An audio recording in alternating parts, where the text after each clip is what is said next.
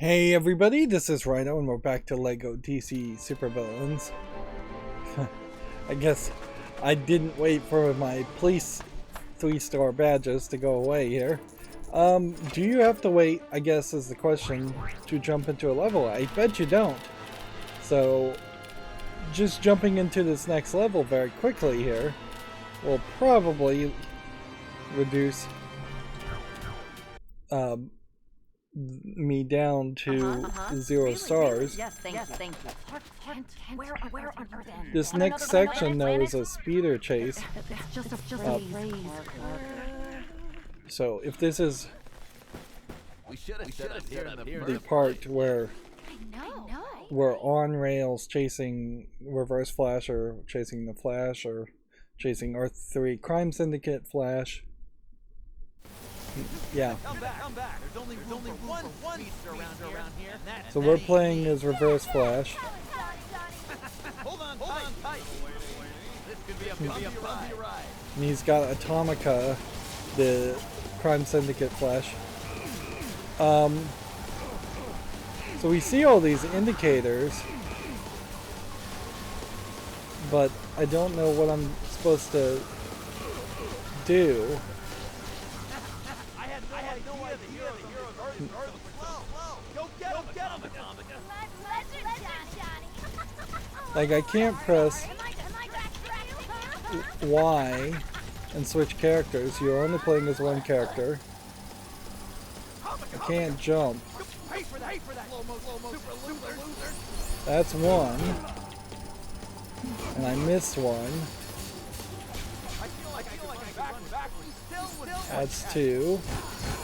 That's the character profile. That's three. That's four. Can we get five? There we go, we've got five. So what is your actual goal here? Is it to not crash into things? Which is in itself can be fairly difficult. I guess the game also tells you which ways to go if you just look at the left and right hints. Let's be reasonable. So I guess the real question there is, Tell me what you're up to. do you have to follow a certain number of instructions, or are you simply doing 3 laps? Right. Now we have to assume that the graffiti face defacer, which I guess would have been a great name if they actually used it, is in this part of the level and 3 fights. Right.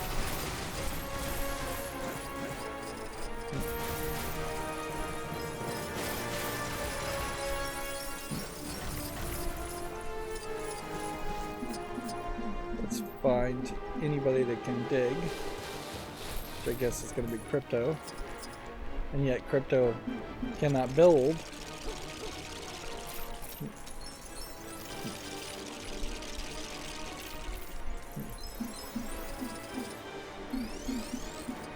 And we'll mirror master on these two.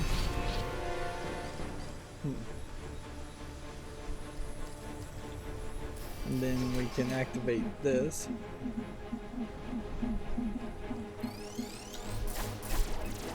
Jump in here as Livewire. Then we'll have to spin around some.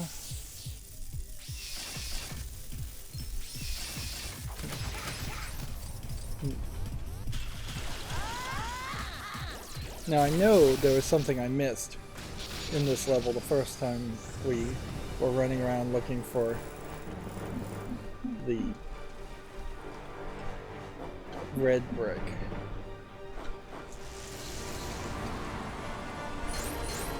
So we need to find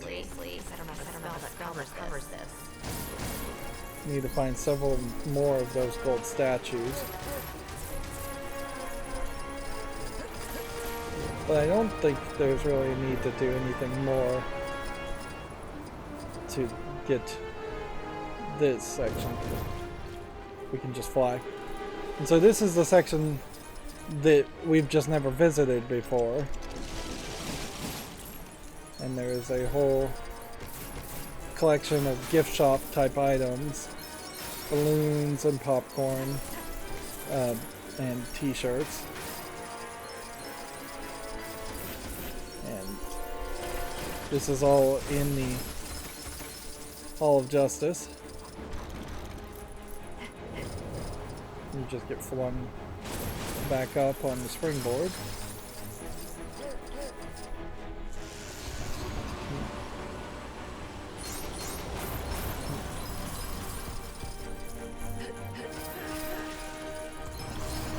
And for collecting flowers, I guess we have to play as Poison Ivy. Would make the most sense. Do we have possibly any other character that would collect flowers? Nope. So it's a direct connection to having to select Poison Ivy.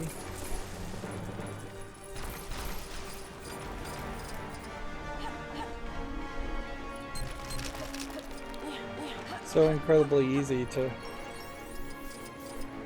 miss sections, miss this whole section.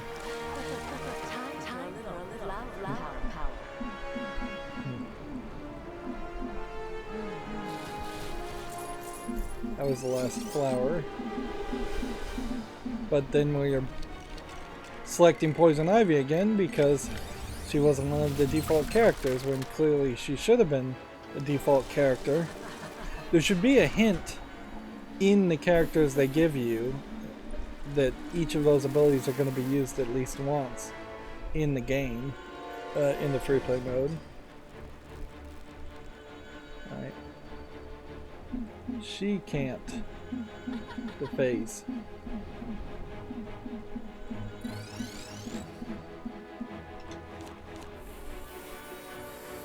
And it seems like nobody else is even affected by the infatuation gas.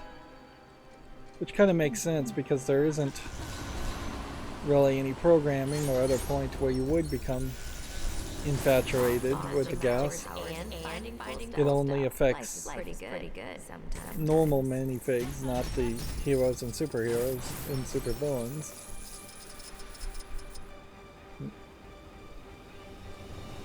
I guess that is also an interesting question to ask as far as, are there any villains that aren't supervillains?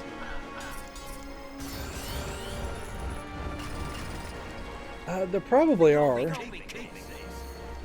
because like a lot of the supervillains don't have natural talents, and there's definitely a theme that good guys have natural talents and villains steal equipment or cheat to get an advantage by using hardware and technology, which kind of villainizes technology, but that is kind of the theme a lot of times in Marvel and DC comics, is you have a very natural talented person in their superhero, or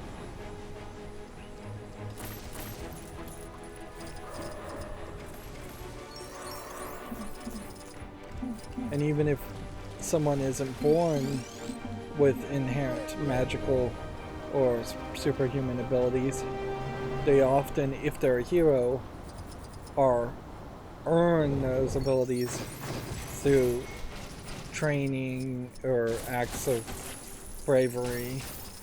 Hal Jordan, Green Lanterns, earn their Green Lantern ring for having a strong amount of will, although in all fairness, Sinestro also earned a Green Lantern ring for having a lot of will, so that doesn't mean they're inherently good guys. What else are we looking for? Still, we're looking for one remaining mini kit. And I'm not sure if we missed it in the speed run, and we may just have to start the whole level over.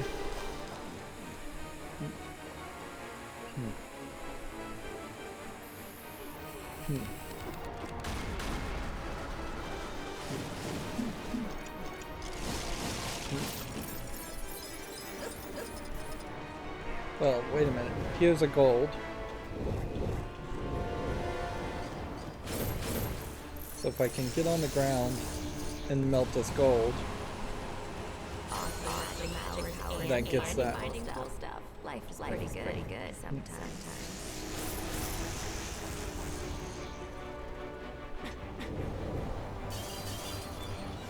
But there's an odd, like, invisible wall that won't let you get up to that section.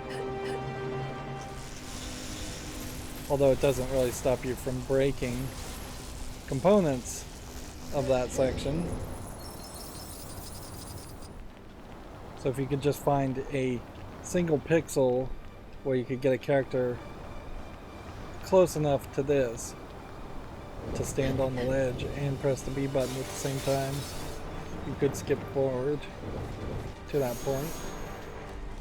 I don't think there's a lot of advantage to continue to play.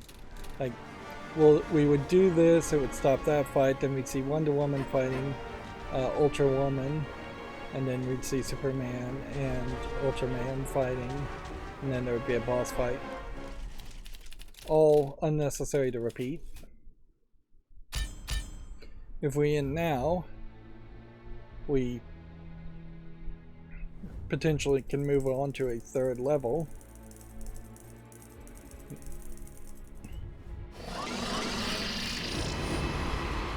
I would think that it would be probably better, both in the Marvel and DC universe, if there were more heroes who had just a natural ability, a lot of training, but nothing special really about them. Because the vast majority of the very big and popular DC and Marvel superheroes are given abilities that are completely unattainable for kids. So if they are supposed to be role models, they're just not very good role models. Because they're too far ahead, above everyone, and nearly perfect characters. Even when they're given flaws, it's not. Maybe it's not so much that characters need flaws, it's they need more struggles and more relatable struggles.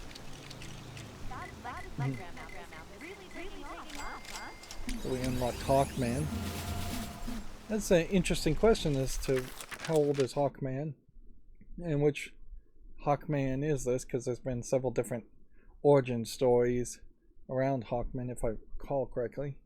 Known alias as Cater Hall, forced to leave his homeworld of Thanagar after being accused of a crime he didn't commit, Cater Hall began his crusade for justice on Earth as the winged warrior Hawkman. Now one of the planet's greatest and most fierce heroes, Hawkman is ready to use his nth metal abilities to take flight. He showed up in Flash Comics #1 in 1940, possibly as a bad guy. Right. We are very much quickly running out of characters to unlock. We have 5 more. And so, in that case, we were basically on Dinosaur Island in the level before, in the last episode. That would have been the last location where, and arguably it would have made a lot more sense if the mechanical dinosaur was running around Metropolis, because the next level we are running around Metropolis with the evil Crime Syndicate Flash equivalent. And then we have a level inside the Hall of Justice. This next level, I think, nope, it's Wayne Tower and Monorail. And then after that one, that's when we get back to Apocalypse. It is very weird how you are going back and forth quite a bit in these levels, with the story not doing a very good job of making it visually apparent. Yeah, I think picking Raven is probably your best bet for all these levels, which is weird because almost always you have a situation where the first top left character is the one of the best characters, or the very last character is one of the best characters. I don't like to have to skip twice. It would make a lot more sense to just assume I want to skip all cutscenes.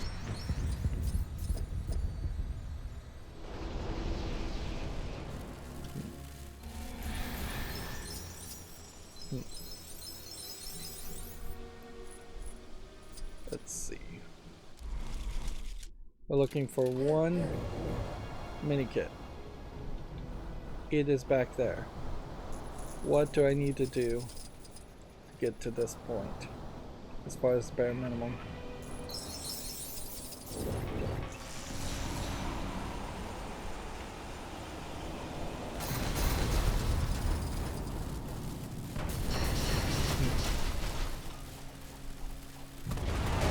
My character and my co-op character are in a freefall animation, just repeating the same few frames of animation until they jump. Oh, you want to challenge me? Not exactly smart. Okay.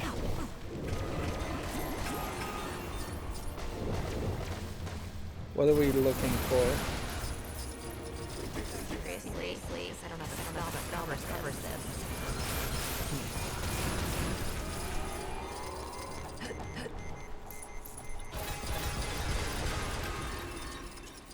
We've got these power circuits that don't seem to be connected to anything.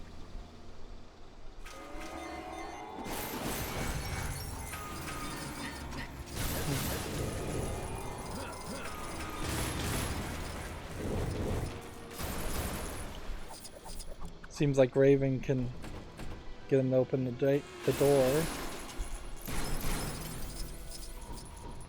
So maybe Batman's supposed to send his drone through here.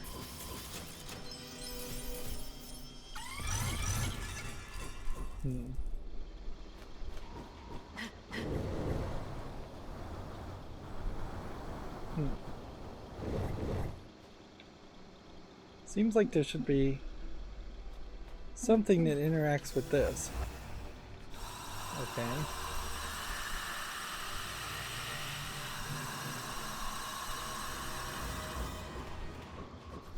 I might be new to this, but no one's gonna take me down. I needed somebody with a scan and a grapple, and didn't have anything like that. So yeah, breaking all of that then allows me to bring up an electromagnet.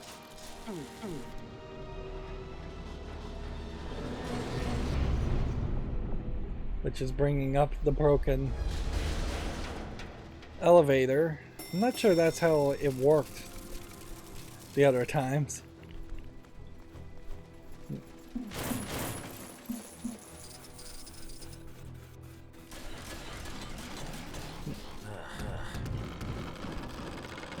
I'm not sure we broke the elevator in other cases. Have we already defaced it? Let's just deface it a second time, just for safety.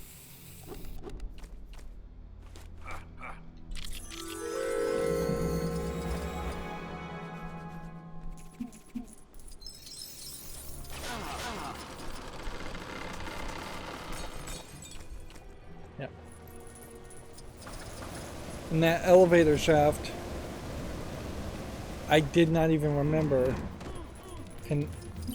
connects to this part. And there's just kind of an obvious section here that I wouldn't have investigated in the main story run.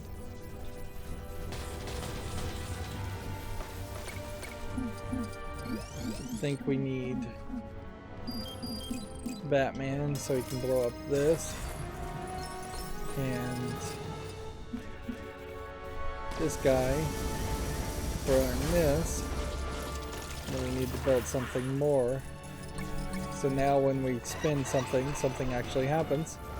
Although we're in this weird scan mode, so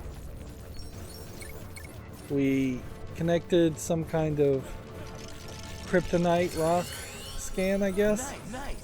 To spit out a... I guess that spit out the kryptonite. It seems like we have everything, so it'd be a waste to like go in there.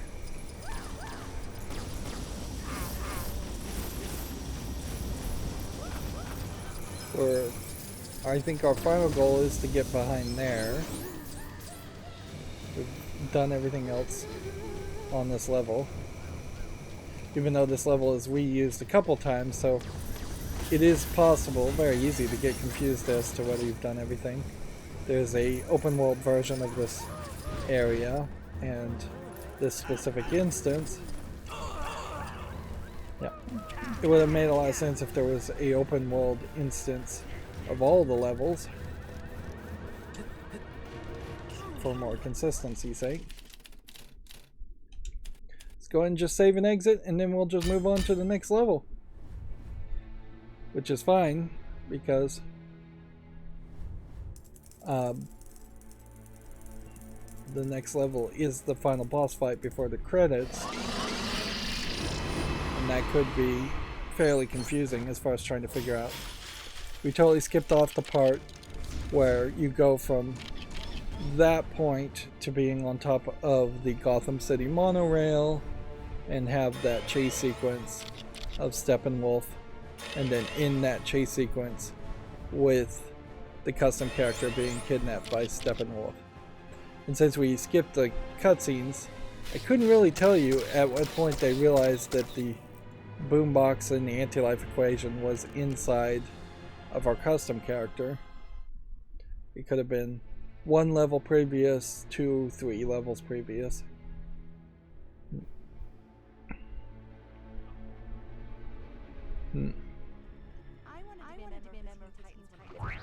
Right. So we went from the level before the one we just did, from this point to Wayne Tower, starting with an elevator sequence, and then we got on the monorail here, and I assume the monorail was going in that direction, but it could have just as easily been going in that direction. It didn't matter. And then it ends up on Apocalypse. Okay. We don't even have to do the finale section, so all we have to do is find the graffiti and 1 mini kit. So this too may not take that long. We may just breeze through all of this. That being said, once we get into the post-credits levels, that could be more difficult, or the DLC levels could be more difficult. There could just be a lot more loading too. Okay. Now what? I can use sticks to reverse the energy. Yeah, I'm suddenly reminded on how much you bounce around between Lex Luthor and the Joker and Superman and Batman as different leaders or main protagonists potentially. Well, I definitely remember this level. We ran around this level a couple of times looking for the red brick or the way to collect the red brick.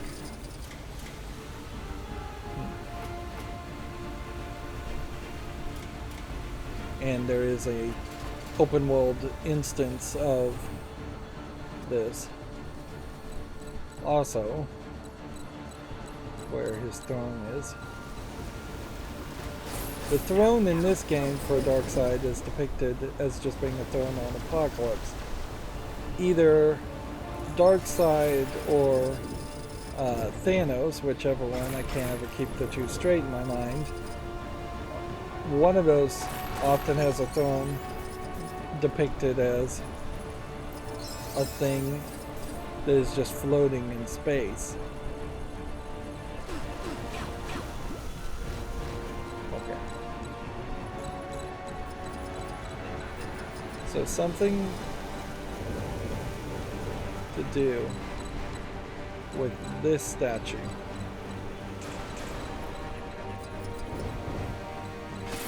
What can I do with this statue?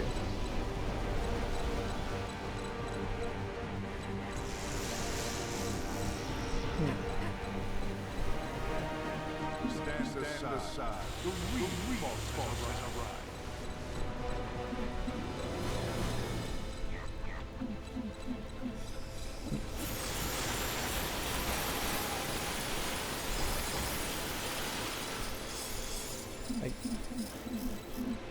This Green Lantern ability you can't use yet.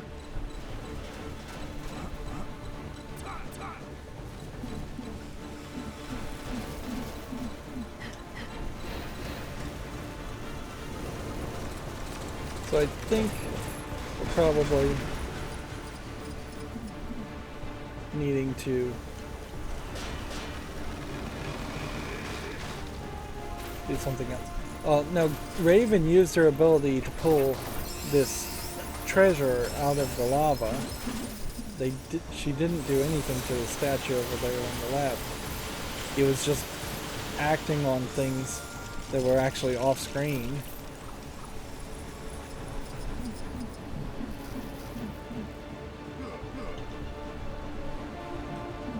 Lobo doesn't have a fire ability.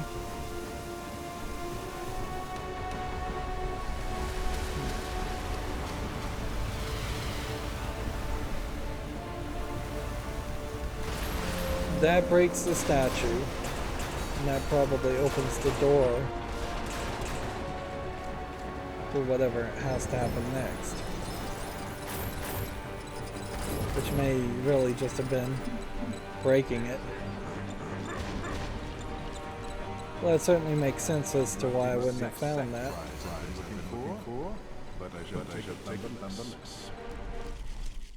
Okay. We're still looking for the graffiti spot now. Unfortunately, I have no time to use this.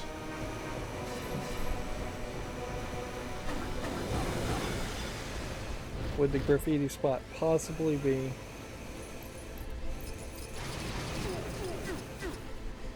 like behind that statue? I mean, there really can't be too many places that it could be.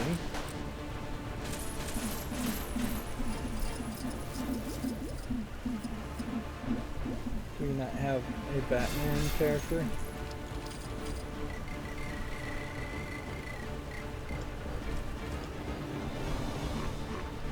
Why can I not pick Batman?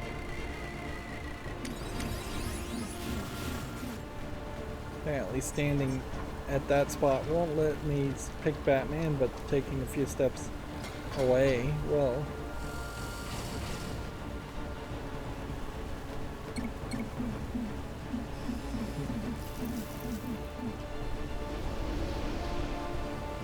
Problem here is we're going to end up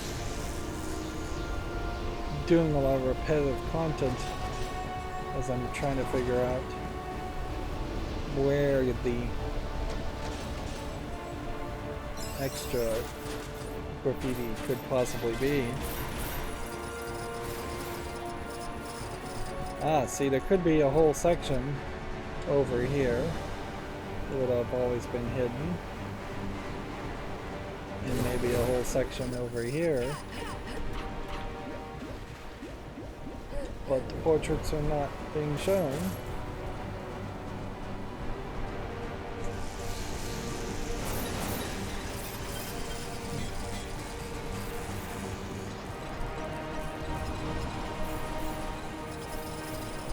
There's a portrait back there. Okay. So you want to challenge me? Not exactly.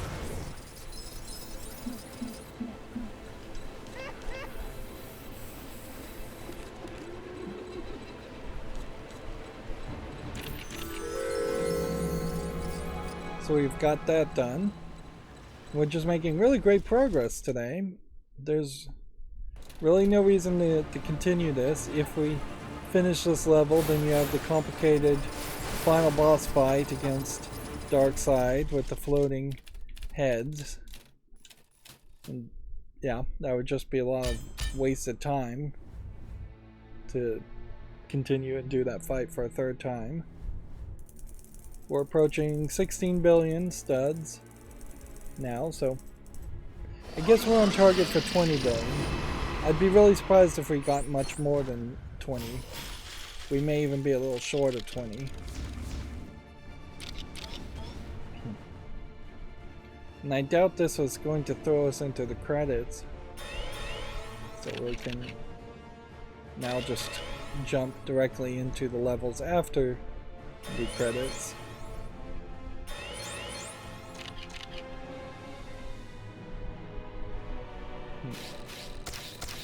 Did we unlock a new character? No.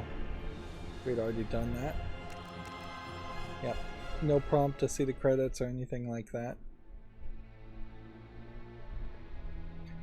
Which, if this was more of a finished product, you would expect there to be a doorway or a spot that you could go and activate to see the credits again. Like it would make a lot of sense potentially for each of these posters to have a level on it, and that would be how you start each level, by just standing here and pressing B, or at least one of these posters having a switch near it to see the credits. Like this would probably be one of the best ones here.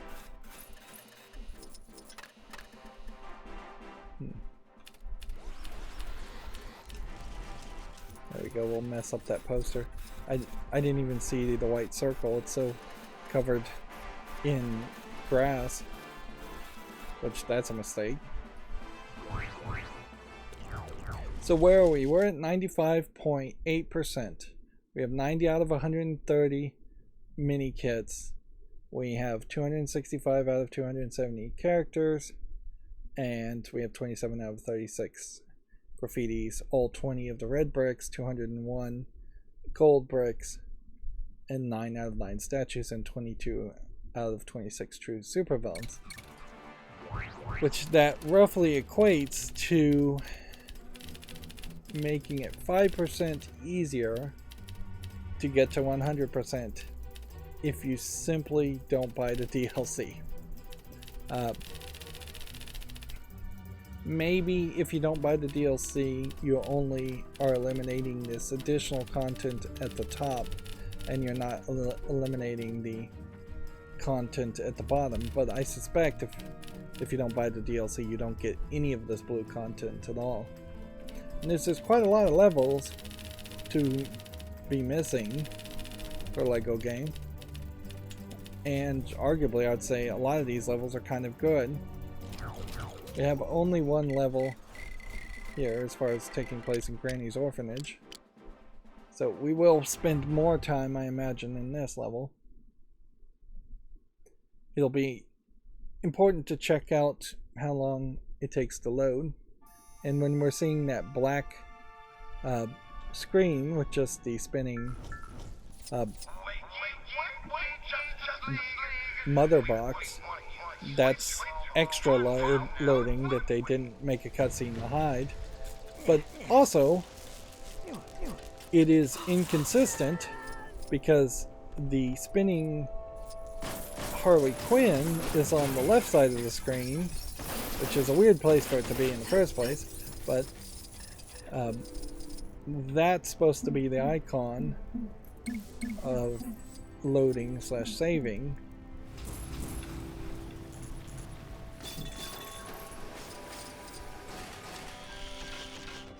Right. Let's go ahead and deface.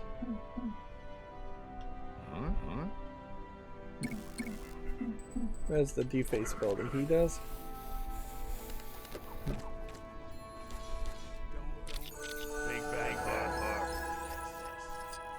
That's a picture that they specifically designed so you can get a picture of Darkseid in the background also.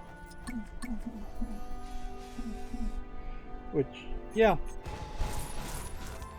If you're going to force the players to if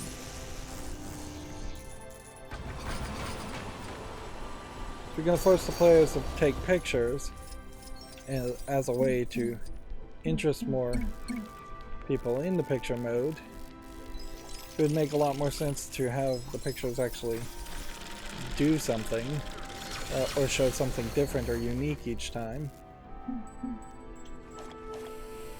instead of very generic flat 2D images getting defaced.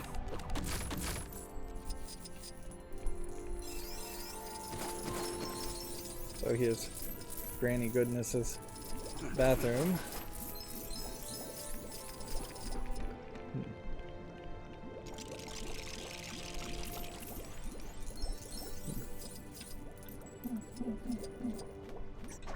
I don't think there's anything left to collect in here because I'm pretty sure this was just a bunch of studs. We found several different ways in which you can get stuck in this game. This time he was stuck on top of the imaginary box around the plants in the background.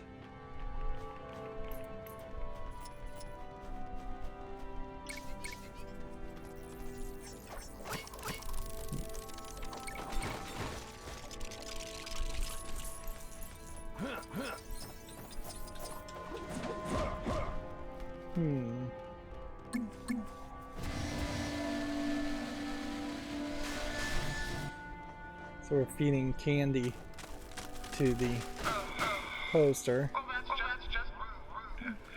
That portrait.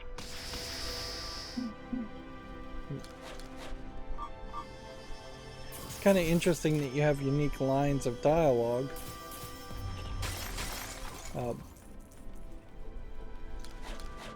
In these story sections, because it is fairly lackluster otherwise. In the pre-credit section, some characters say some things, yes, but it usually isn't being spoken in the level. I don't like this design either, where you have this Lego. I don't know what that's supposed to even really represent. It makes it seem like it's a ramp.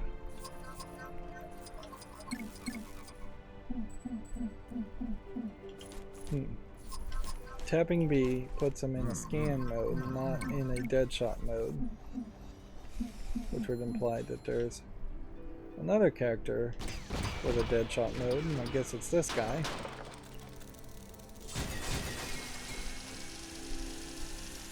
Yeah, the ramp is for this old person chair, and it would have just made a lot more sense to have the old person chair here and not powered, but you can see there's like power wires behind that, so you can understand what that railing is all about. And you can see she's got several different pictures of Darkseid.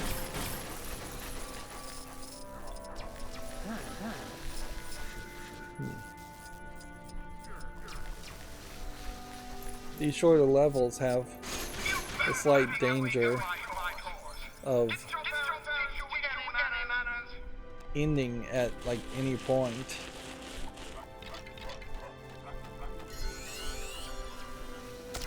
So there we unlocked another character.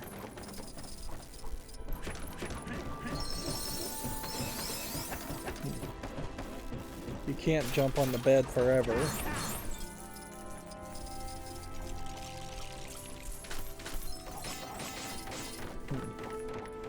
So all these little pictures on the walls. Really wish it was something more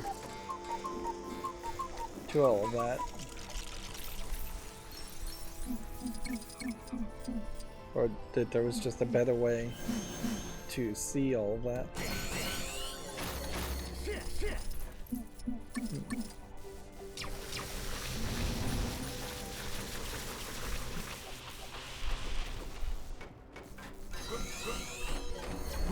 And you can tell the level is way too small when you have an electrical switch that is crossing over another item of interest to open another chest. You really should never have that kind of crossover in a kid's game. That's too easy to cause confusion. Right. So do we have everything? No, we don't. We still need 2 mini kits, and it does seem like there's one here that we've missed somehow.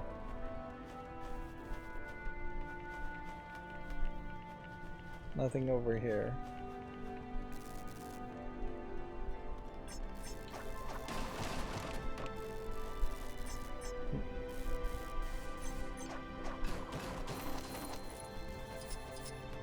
It's just nothing.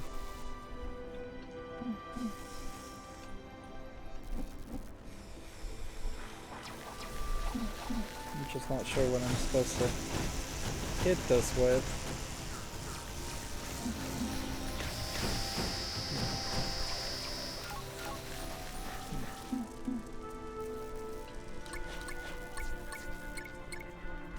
Like there's no detective mode or anything like that.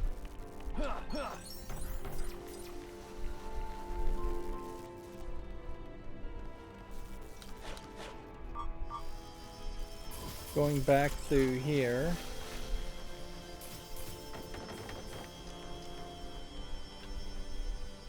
I mean, there's just nothing up here.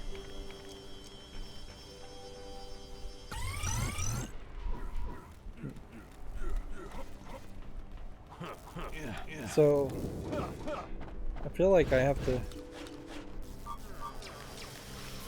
maybe just confirm.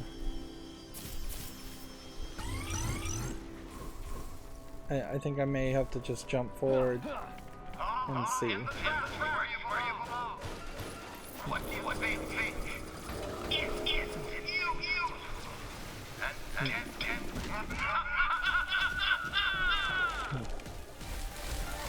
Yeah, Grail is in the DLC, so she does seem like she is one of the newest characters in that aspect too.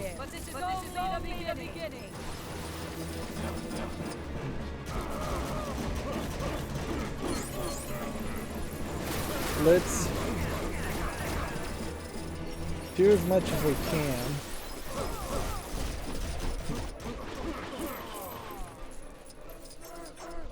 And we may just have to start this level out over.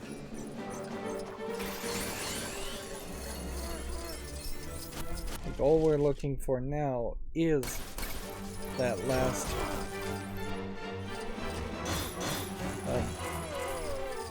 mini brick. And it does seem like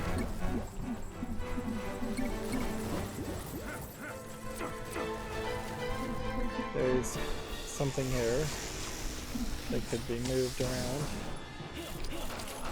Seems like we may just need to switch to our custom character.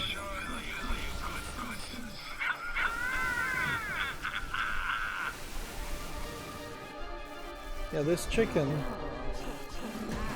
should be something I should be able to control. And yet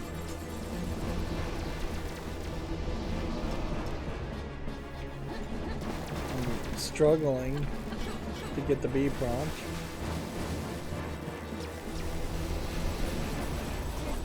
Two different types of meat.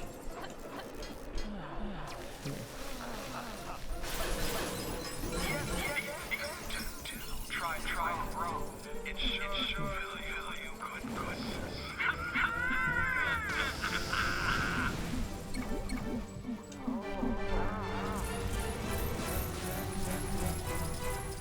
See if putting out this fire does anything.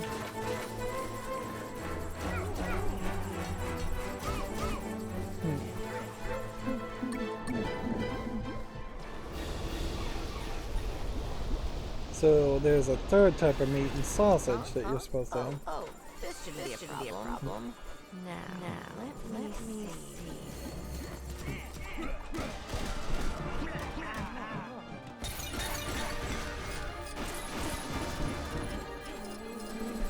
The idea of breaking Lego plates is an interesting concept you could probably play around with a lot more. Do we have anything else though that we need to do, or should we just move forward? I think this is mostly just a fight that would have to continue.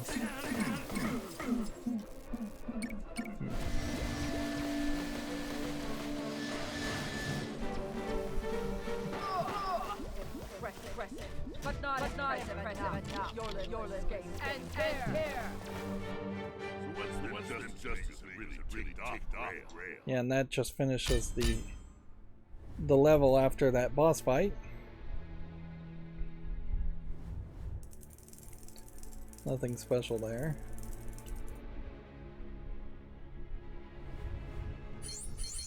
We go from 0 to 5 mini kits. Does that have a special piece of artwork? It looks like it does. And we'd already collected the gold brick. And we don't have a picture because our pictures are full. Notably, I haven't really gone out of my way to make a lot of extra pictures in this game. So there is a very arbitrary limit on the number of pictures. Creeper. Let's check out Creeper. He might be a new character too. Although I suspect he isn't.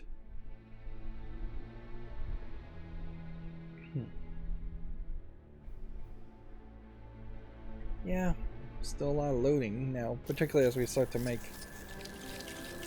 quick moves between levels.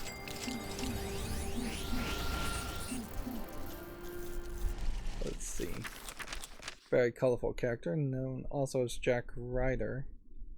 The DNA of a highly opinionated newscaster, Jack Ryder was forever altered by a chemical formula which transformed him into a bizarre and unpredictable crime fighter, using his powers to strike fear and more often confusion into the hearts of all of his enemies. All must beware the Creeper. He showed up in Showcase number 73 in 1968, so he's a very old character, and I guess looking at that color palette, that makes a lot of sense.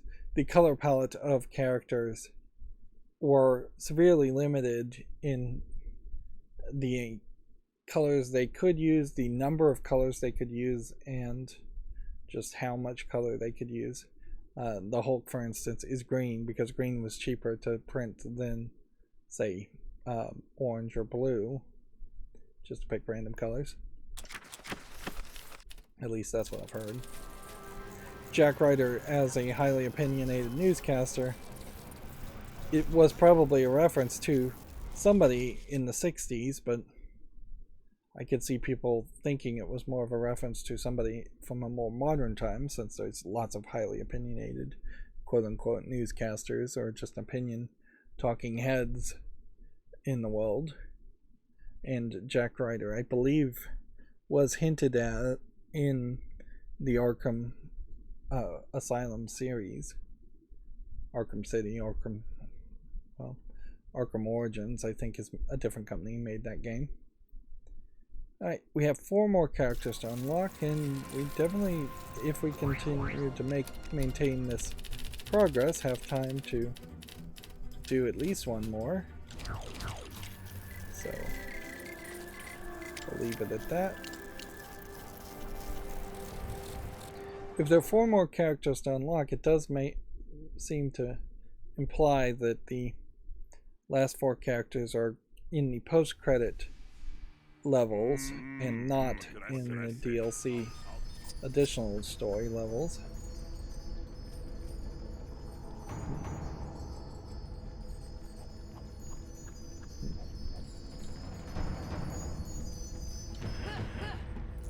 Interesting to start a level with your characters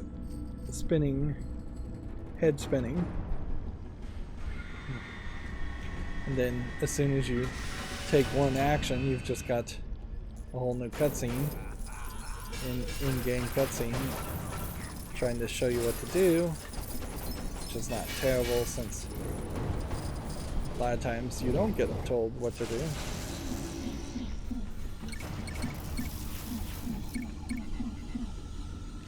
Let's just go ahead and select Batman because we're going to need Batman in a second anyways.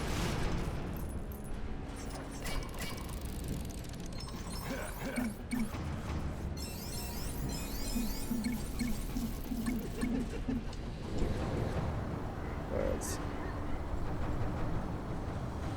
we've got a box here.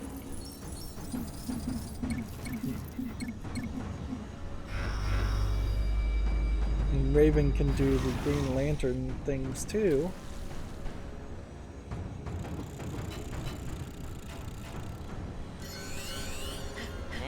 This is a pretty nice find. As long as it doesn't have any secret verses or anything. She really does come off as one of the best characters.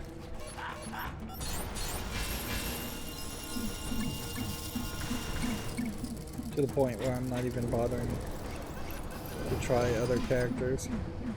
If I can do Raven, I'll just use Raven.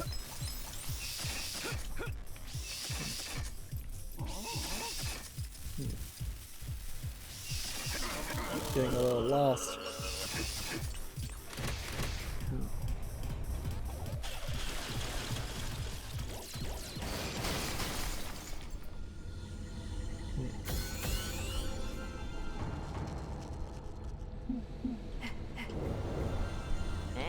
This is a pretty nice find. As long as it doesn't have any secret verses on it or anything.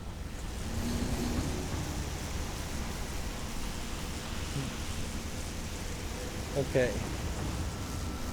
So then we charge it. And then we hit that when it's in the green. This is going to be tough.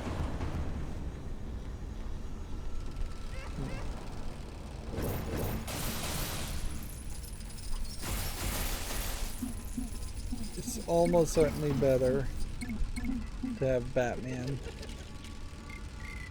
That way we can lock on and release. And the only thing that's really going to matter is how long does it take for the Batarang to reach the target. And we know it's not that much time. It is enough time though to be a slight concern. I definitely could see that being somewhat difficult. And this is an interesting example of your second player not really picking up objects. Okay, we have a graffiti thing and one more mini kit to do. So let's fly around and see if we can see any arrows.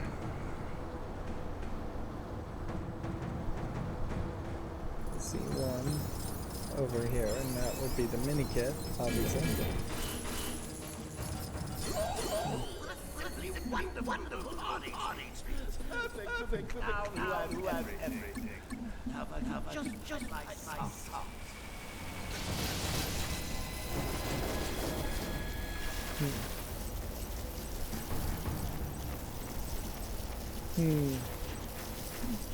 This is a weird match game thing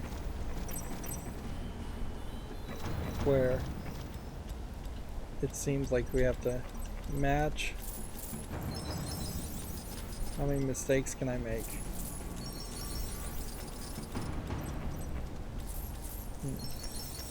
I guess we'll never find out. Maybe you can't make any mistakes. Or maybe you could have made 1 or 2 mistakes. Or maybe you could have made an infinite number of mistakes.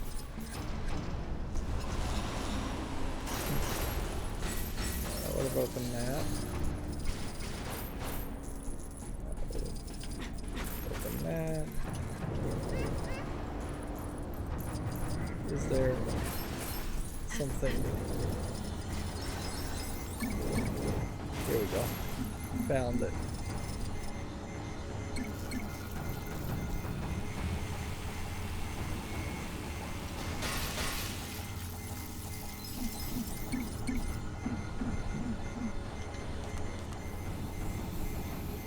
So that should be the last of what we need to do.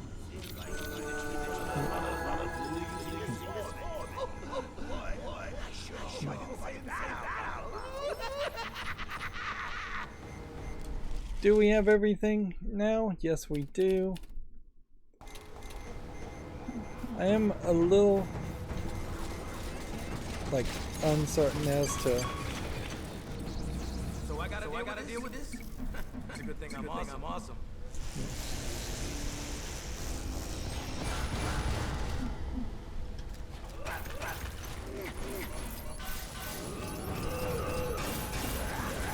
Yeah, I don't know how I'm supposed to be breaking that.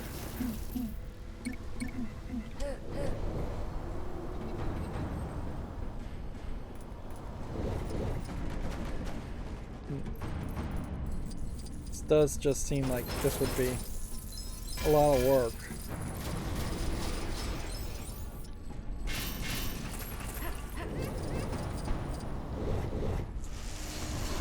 Break this, then you'd have to go in protective mode to turn that off. And yeah, it kind of just seems like you're going to free Superman and that there is no other level after this. Because that's exactly what it was indicating, wasn't it? That there was no other level. So let's just assume that is what happens. And they throw in that Mantis character. I've completely forgotten about the Mantis character.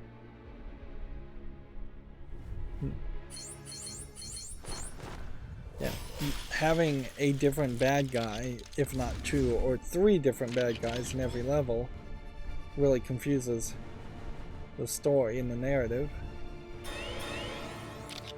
I would have much preferred to simply fight a weak version of a Crime Syndicate character and then a stronger version of the Crime Syndicate characters. Or you fight the Crime Syndicate characters and then fight a Apocalypse character with the Crime Syndicate characters working together. So it would be a 2-on-1 fight. Like they did with Raven and Beast Boy much earlier in the game. Where those two were working. Here's the Anti-Monitor. He's technically a big guy as far as the DC universe. How old is he as a character? I think he's very old. Also known as Mobius. Long ago, a man known as Mobius constructed the Mobius chair. The device allowed him to travel through space and time, witnessing all of history. While exploring the antimatter universe, Mobius merged with the anti-life equation to become the unstoppable, powerful Anti-Monitor. He showed up in Crisis on Infinite Earths in 1985, which Crisis on Infinite Earths possibly is the first Crisis / reboot of the DC universe. Before then, I know there was a long time at the beginning where the DC universe just kept on going, and that would have been like the golden age of comics. And then the fans break it down more as a golden age, silver age, bronze age, and then eventually you run out of colors, or it just becomes not very flattering to be referred to as the bronze age of comics. Yeah, next level we'll just power through all of these, and then we'll do the DLC levels in the next episode.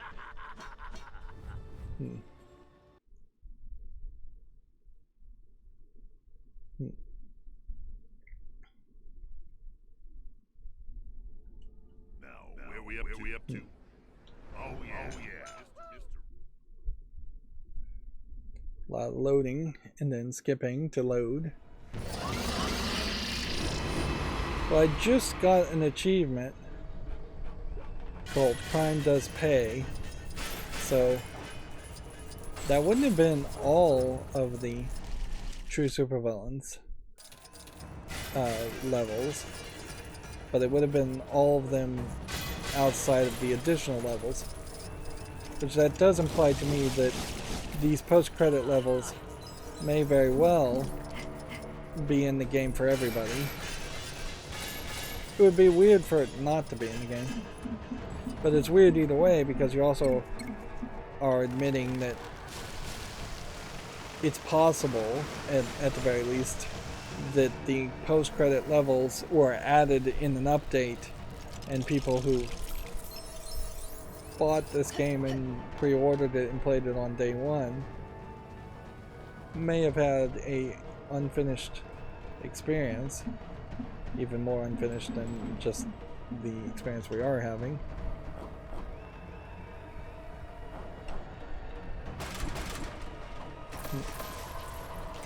I have to just hope that none of the collectibles are actually collectible before we open this door.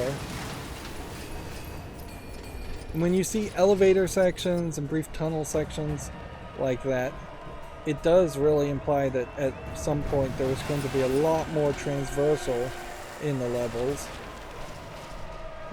very possibly trying to connect to an open world. More bad guy incoming.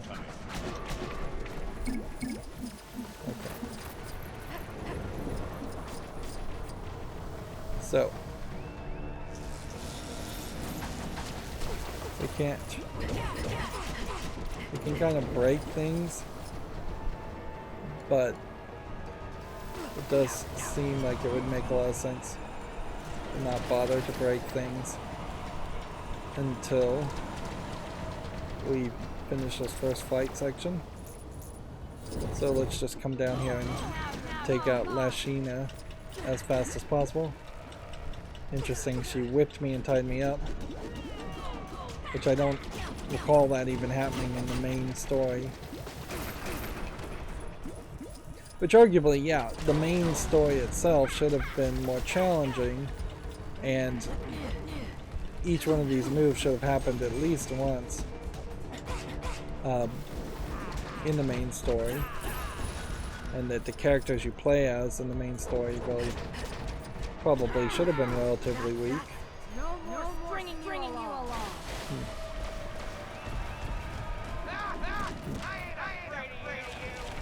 Perhaps too many thrones in the level designs. Yep.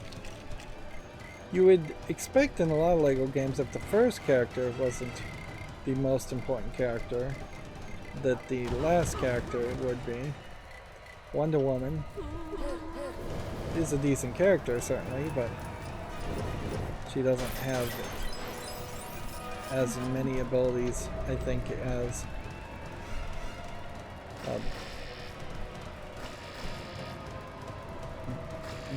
Raven does. Interesting that crypto has invisible.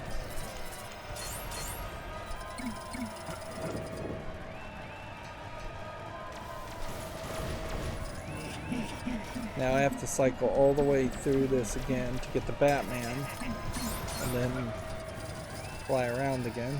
Actually, I shouldn't have cycled yet.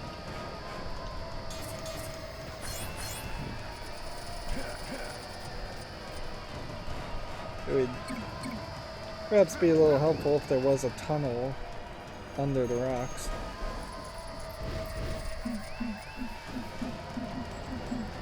I could probably get all the prompts to blow up all of these silver signs, which 6 is too many from the central section,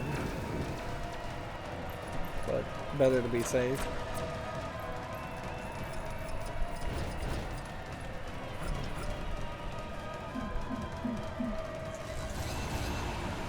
Weird to have a collectible right next to another collectible.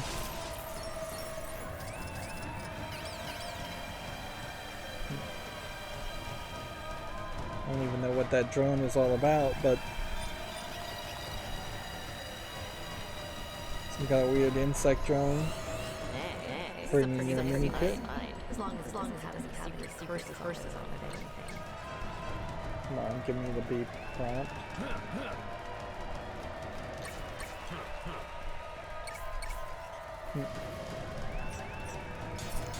Guess we can do it that way.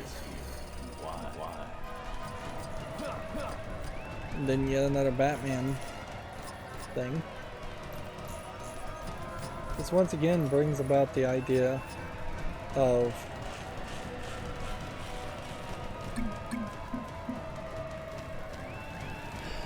this really should have been a Batman game. I can't use it. And not just because I have long-term environmental impact.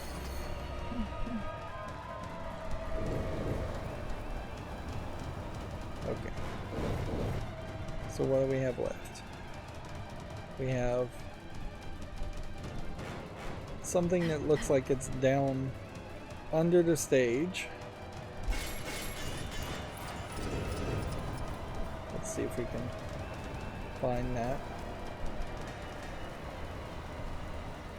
Nothing really seems like it would want to let me get under the stage. So it might be that there's a mini kit under the stage, but some action brings it from under the stage to the top of the stage.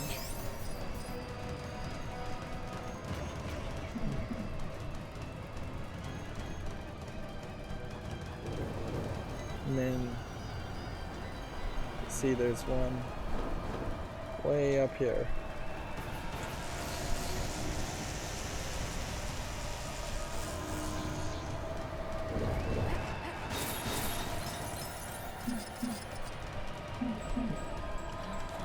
Go ahead and do this too.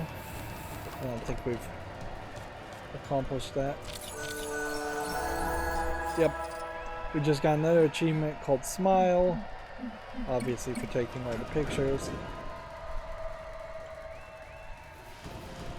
So there is what looks almost like a Green Lantern forge. And then there's no target connected to that. There's a laser beam that's pointing upward.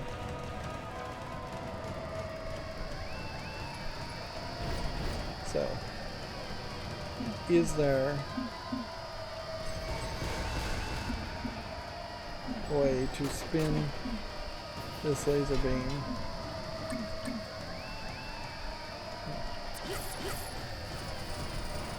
Oh man.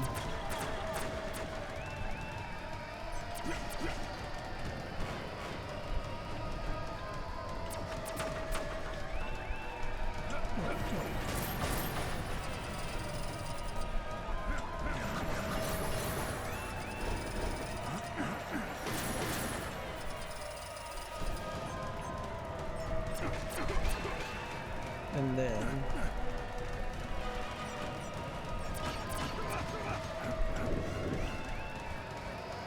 so we've got to get this statue out of the way first.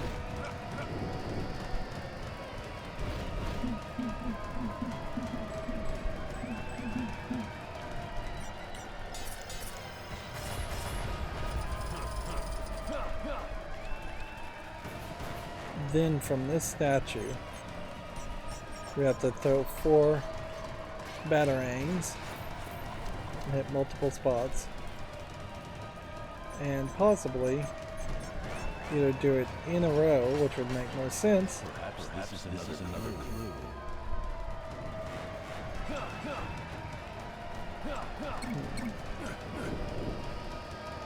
Now weirdly, that didn't move the thing I thought it would move. I thought it was just going to move the laser beam to hit that. Instead, it has removed the minifig that was pointed to in the downward location. So I'm not sure I should have built that. It's fairly common to have a item loaded in either far above or far below the screen as a way of ensuring that it is actually loaded into RAM and the video texture is loaded, and then teleport it. What are you thinking, huh? I don't know if that really is the best way to do it, and it might wildly vary based on what engine you're using.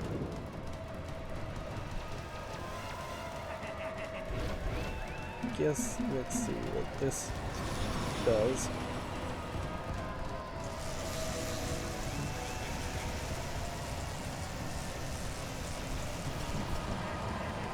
If they hit it at the side.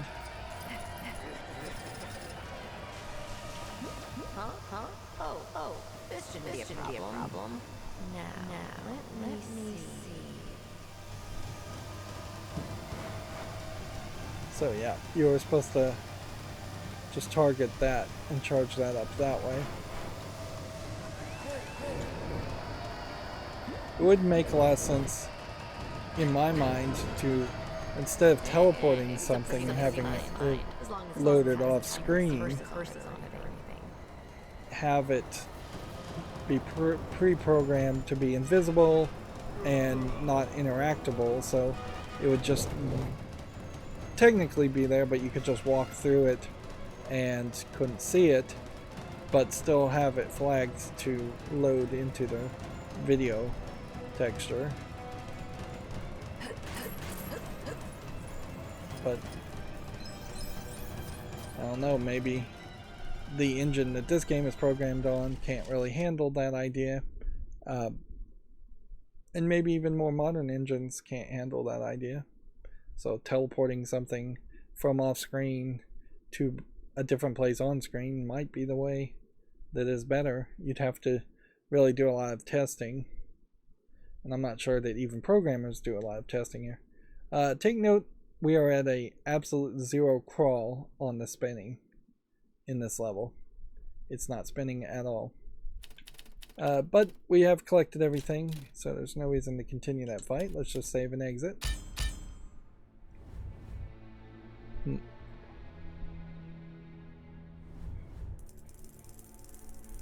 still don't know why you would have the spinning save indicator on the left.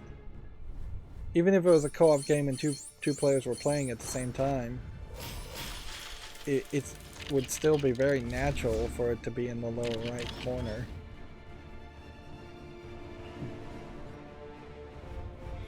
It also is worth mentioning that if we were moving away from more of a Windows operating system file system and instead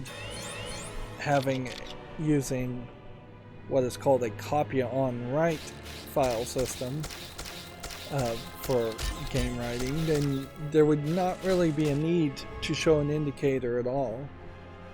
And even modern consoles probably could approximate the idea of a copy on write system. So, to the point where if you were writing a save file and you pulled the plug out of a device, it would either have enough battery or capacitors built in to finish writing a file, or at the very worst case scenario, the copy on write would allow you to when did we unlock OMAC operated? We just unlocked them.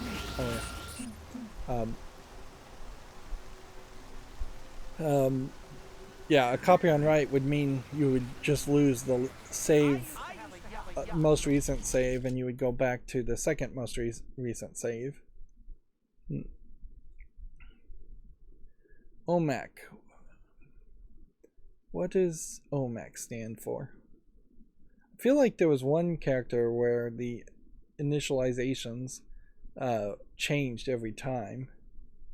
There's MODOK, machine designed, mechanical organic designed only for killing or something like that, and that initialism never changes. But I think OMAC may change, or at least in the new 52. Let's see. Also known as OMAC instead of OMAC, operative affiliations with other OMACs. Batman originally built the Brother Eye satellite to track superhero activity on Earth. Oh, so it wasn't even to track criminals, it was to spy on superheroes, because Batman, being not a superhero but just a hero because he doesn't have superpowers, didn't trust him. It was later discovered by the corrupt inventor Maxwell Lord, which is kind of a big bad guy in the OMAC and Brother Eye storyline, but none of these characters are actually that big in the Batman main comics. Using nanotechnology, Lord managed to use the satellite to turn ordinary people into OMACs, his personal legion of super strong cyborgs. His first appearance was in the OMAC Project number 1 in 2005. Yeah, and the idea of Batman building Brother Eye satellite, and this being like a big brother is always watching you, reference, just I don't think ever really flew. Yes, it's something you might expect Batman to do, but it just felt a little too 1954 or whatever the number is of that book. So where are we on collectibles? 99.3%.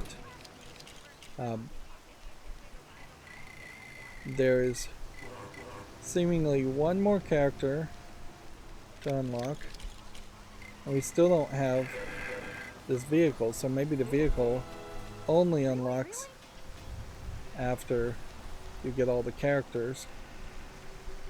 Well, let's go a little bit longer and do the last post-credit level. We're skipping Armageddon Superstar, which I don't know if that pun is supposed to be a pun of Jesus Christ Superstar or something else. Is there something called Ghetto Superstar? Maybe. I've never heard of it. And this is a pun on a song. These boots are made for walking. Are all of these puns? Dark Side of the Moon is a pun.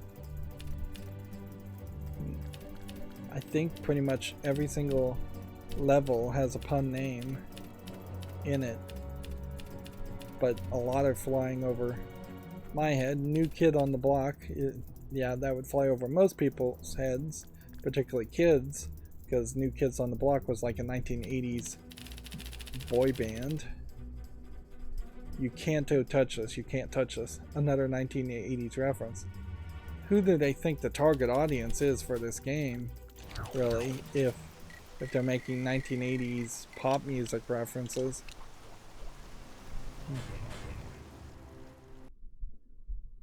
So it creates this weird question: were the people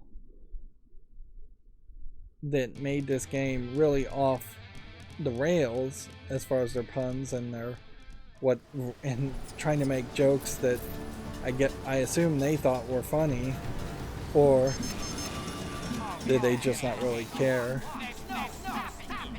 not really try that hard?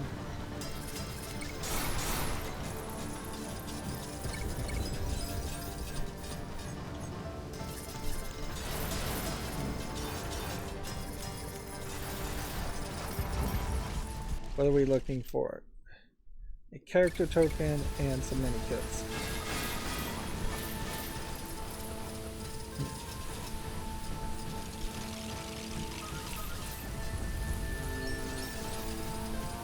How am I supposed to interact with this?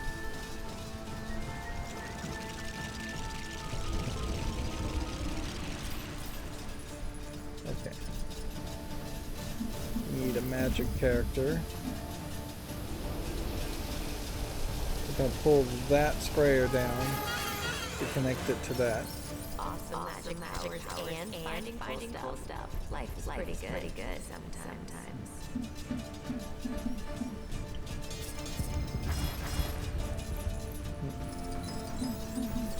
We'll go ahead and do this again, even though we don't really need to.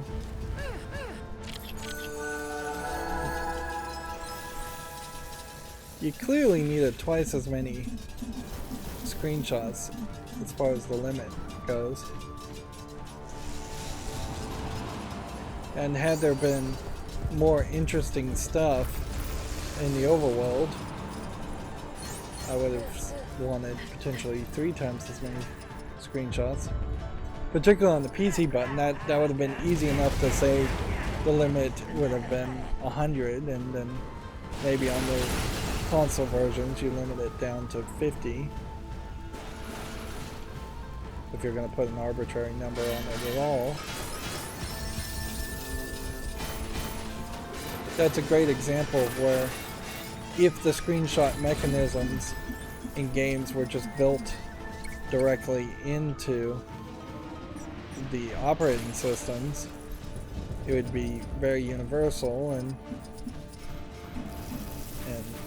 you would have no particular limitation.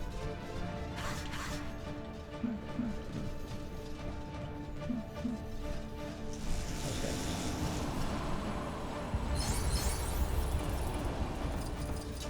So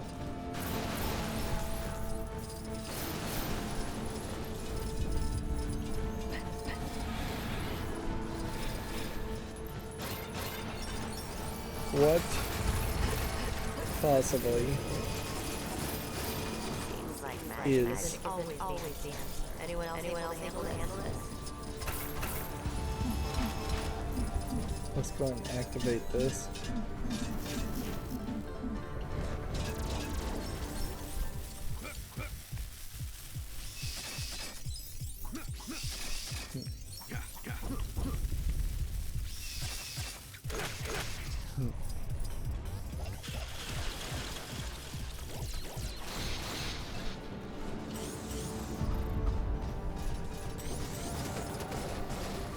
Yeah, what possibly opens this?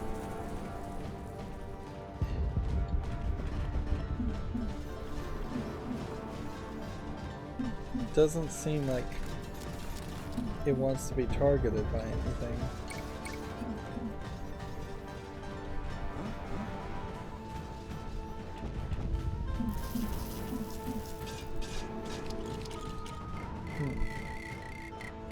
So I can move to the Joker, and the Joker will just throw a pie.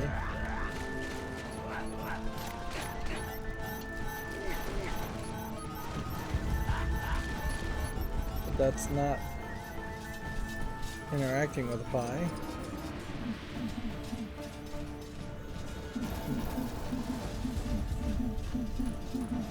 Where's our... who would stop fire.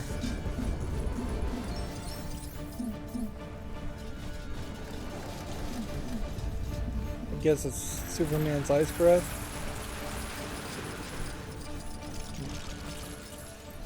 And then Superman's strength. Well, I definitely don't want to get into doing that fight again. That fight in particular is pretty long. I've done it twice already.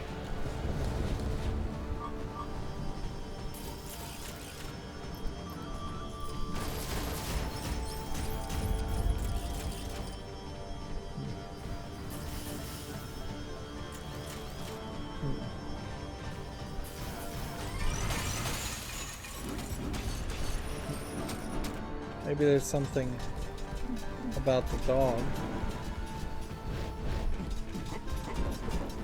There's something hidden up there.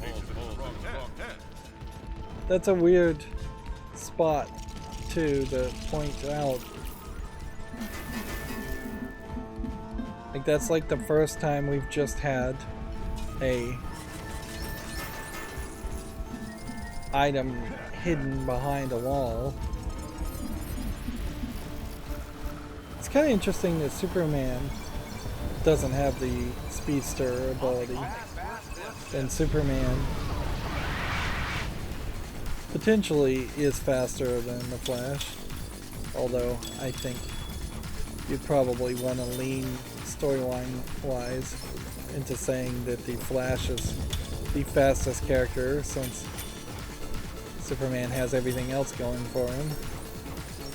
It would be kind of silly to make him also the fastest person on the planet. There is a cartoon where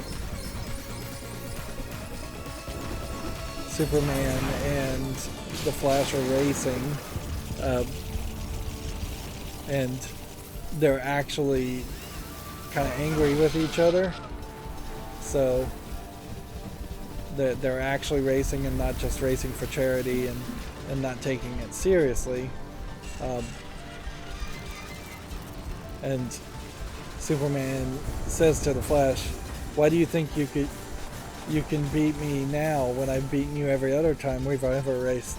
And the Flash just goes, "Those were for charity, Clark." Or Superman. And so the Flash is just like, "Yeah, I was holding back this whole time." So why do we have this boss fight section here?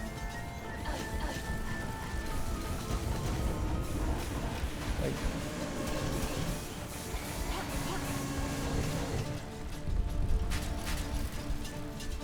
this is pretty rough.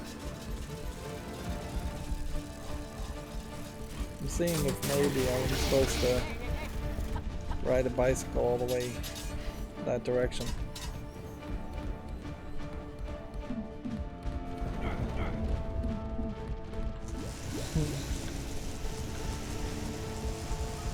Does this guy ever get tired? Is there a way to defeat him? Because it does seem like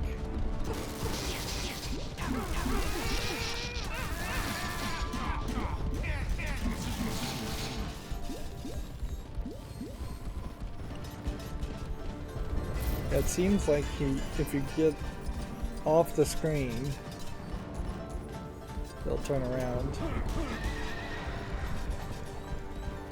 I guess you're waiting for him to growl and then hit him there.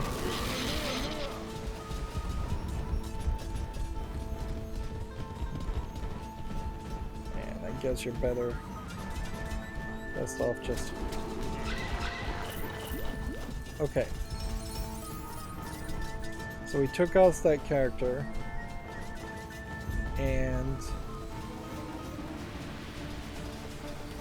that didn't seem like it really did much.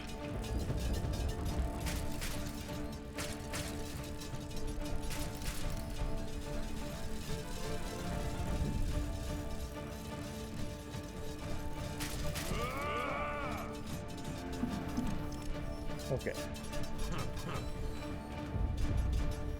Yellow electrocutes you. Green electrocutes you. What? Why does green electrocute me? And blue. So doing it backwards doesn't cause anything to happen.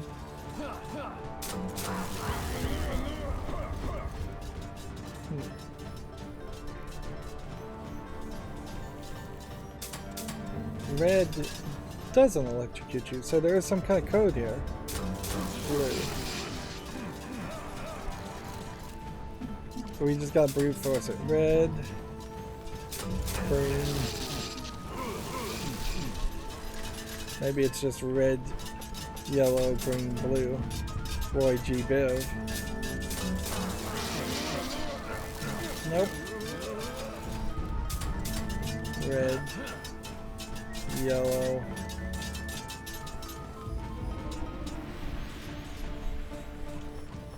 blue, green. Okay. Red, yellow, blue, red. I wish my secondary character would just move away. Red, yellow, blue. We know it's not green, we know it's not red, so it's gotta be yellow. And then green. And then blue. Red, yellow, blue, yellow, green, red.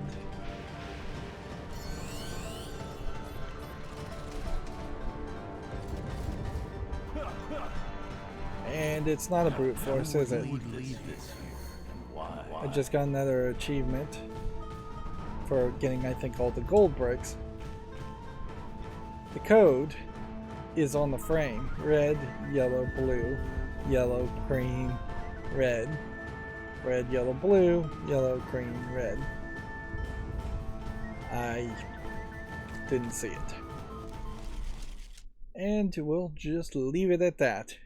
No need to really beat myself up on the fact I brute forced it, so it wouldn't have been too much to brute force any code when you only have 4 inputs, as long as the code isn't ridiculously wrong or randomizing after every failure. Even if it was procedurally changing after every failure, that would be difficult to follow.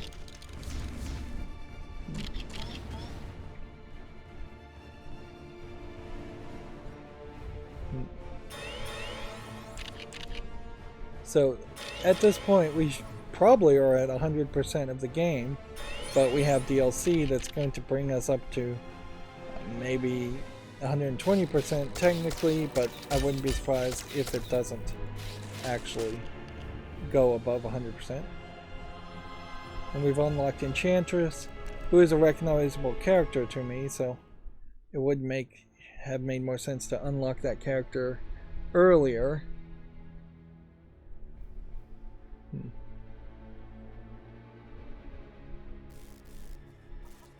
Let's see.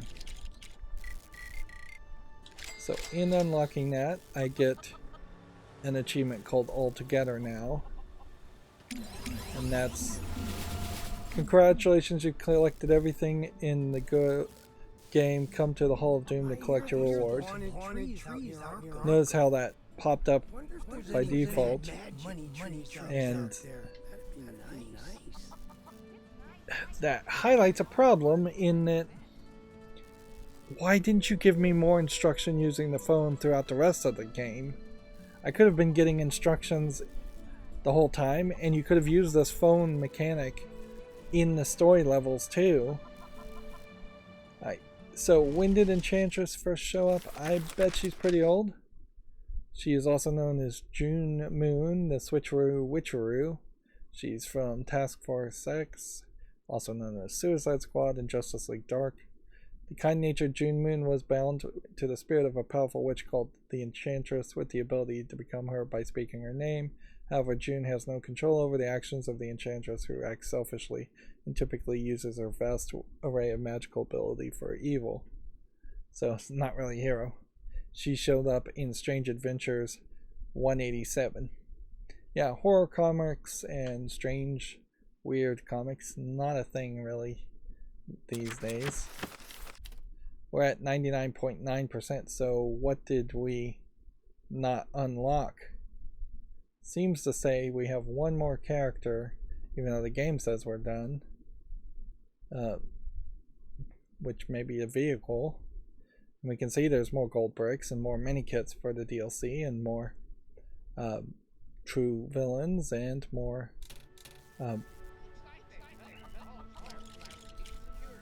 more of the other things. What am I? Graffitis. Way too many characters. There's just no way you would play all of these characters. I honestly wouldn't be upset with more of an MMO style idea for these types of LEGO games. It's a bad way to make a game for kids, certainly, but to have constant updates would justify these characters. You're getting into this weird situation where it's basically like a gacha game, where you're unlocking a new character every month or so, and then you would want to add some level of new content around that new character. Yeah, there's no character here we have not purchased and unlocked with the in-game currency or with real-world currency. And yet, we still don't have this vehicle. Let's look around the map just to make sure there isn't a new race or anything.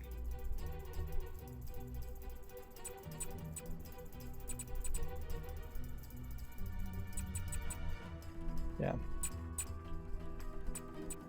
Doesn't look like there's anything new here. Let's go to the Hall of Doom by fast travel. And let's go in the Hall of Doom and see what this is. This is going to be playing the music. Well, actually, it seems like it's playing different music. So, there is a ha ha ha. I guess I was supposed to take a screenshot behind that. That's an interesting idea. And then you've got party. So it's a party atmosphere all set up. And you can see goons are dancing. And then we have a present here. And that unlocks 2 achievements.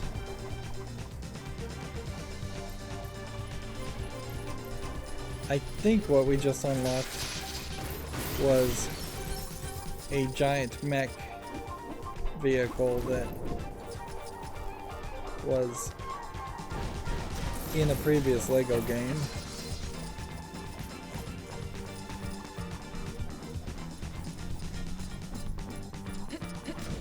$100. This is a nice way to say, hey, you got 100%. Are we at 100%? Yes.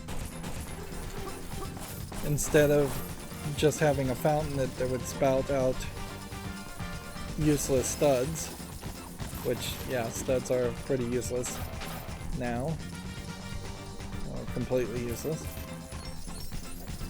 Right. See if we can walk carefully around this and see what this would have looked like otherwise. You'd have to get the angle just correct, and really does not want to get the angle correct.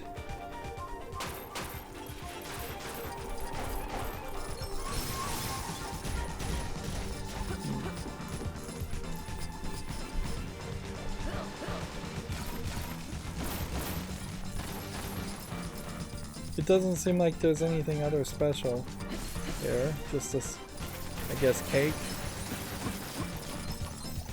100% banner.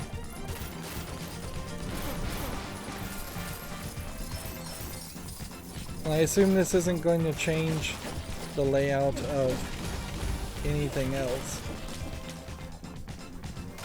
And it's kind of interesting you can't break the cake.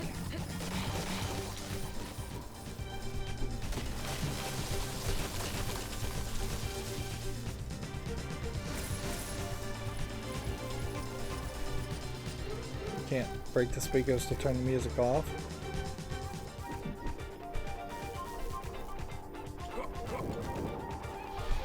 You can't interact with any of this.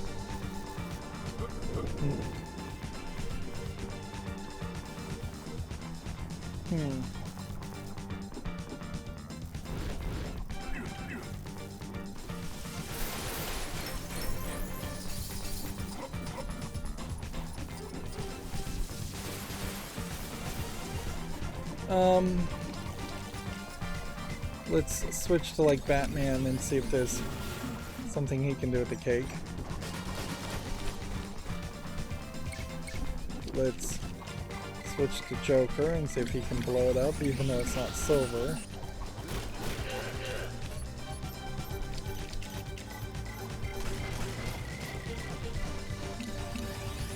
Let's see if our character has any ability.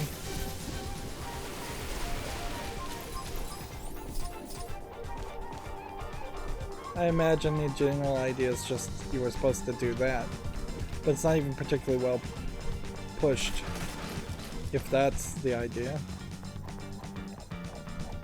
It would be better if it were in the front of this bump, not behind it.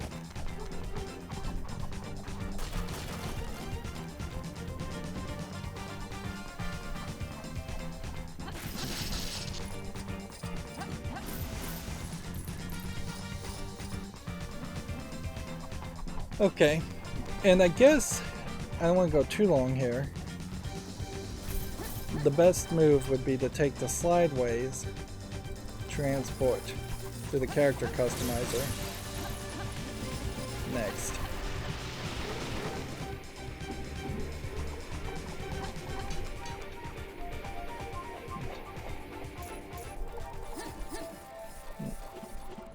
And here's where the music wants to kick in. Yeah, none of these custom characters have abilities. You can see there's a whole bunch of ability slots I guess they were supposed to have. So we've been seeing that there was new stuff. And so I suspect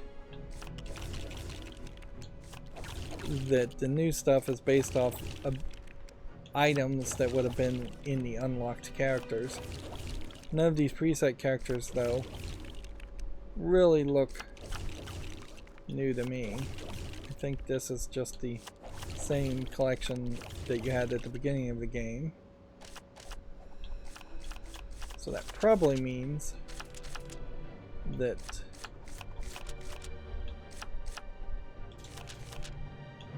maybe there's new preset stuff here.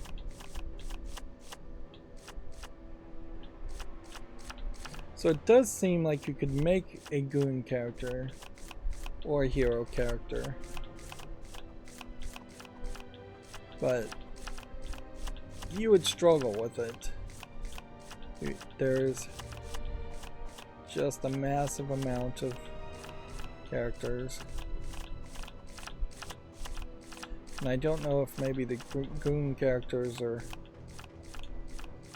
at the bottom here, or if you would have to go to this. Interesting, why does eyeshadow locked?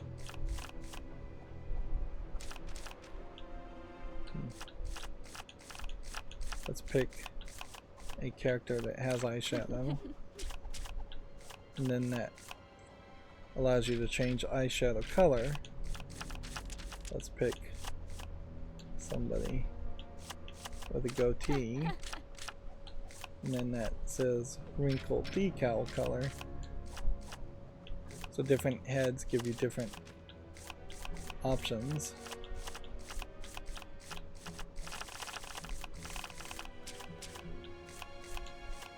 Face decal color. Is there a specific head that would let you do everything? Lip color. Seems like there are very distinctly male and female faces. So it's not super crazy.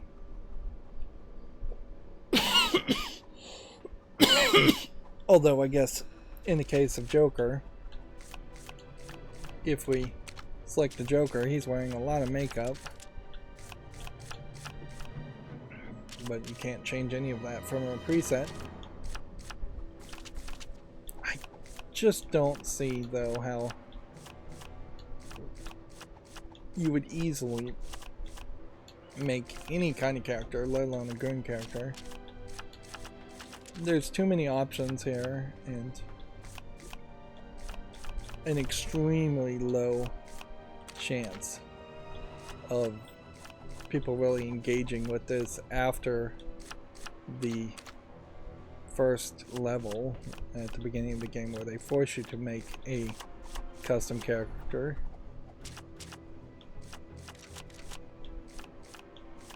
And it's just overall not that interesting.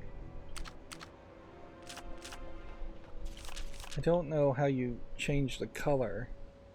I guess you have to hit X to change the color if it has a color wheel. Again, I guess if you were slowly releasing updates to this and you supported a game like this for a lot longer than any Warner Brothers TT games would actually support it, you could then see why a character customizer would have a lot more value. If there were just, say, daily quests to come into a game like this on a phone and modify your character or run through a level, a randomly generated level, it would drastically change what the gameplay mechanic would be, though, if you were making something closer to a gacha game like Genshin Impact or something like that. It would probably turn it into something very grindy like an RPG.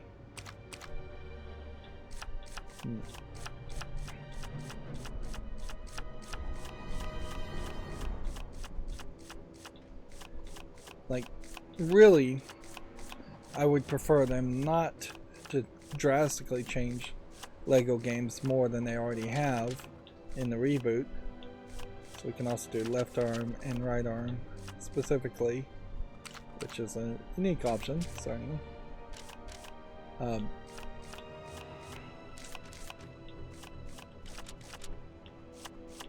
The separation between preset bodies and non-preset bodies is, I think, fairly weird too. It'd make a little bit more sense to me if it was all in one menu. Also, I'm noticing if I hold the thing up on the left, you can see it loading, spinning the boom tube, the mother cube, on the left, where you usually see the Harley Quinn character. So it's trying to catch up.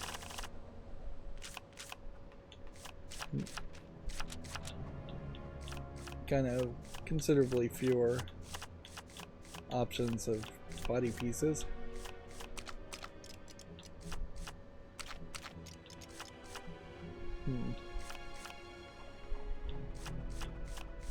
You have muscles, no muscles, belts. I just got an achievement probably for change your customs character's body piece 5 times. Interesting.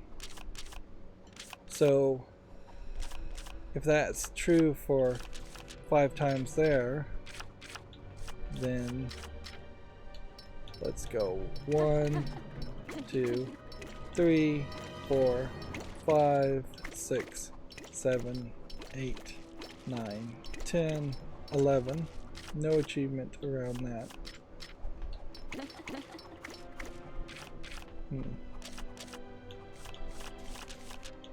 1, 2, 3, 4, 5, 6, 7, 8, 9, 10, 11. No achievement there. 2, 3, 4, 5, 6, 7, 8, 9, 10, 11. Nothing there. It's possible we already got achievements for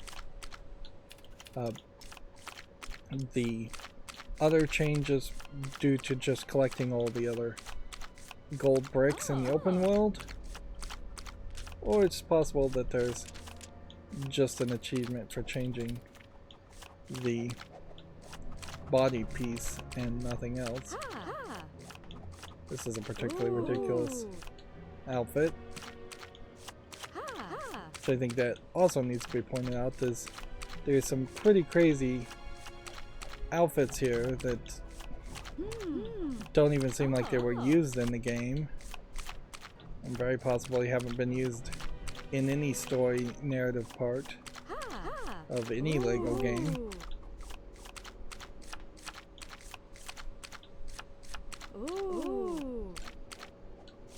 Yep. Anyways, what I was saying before was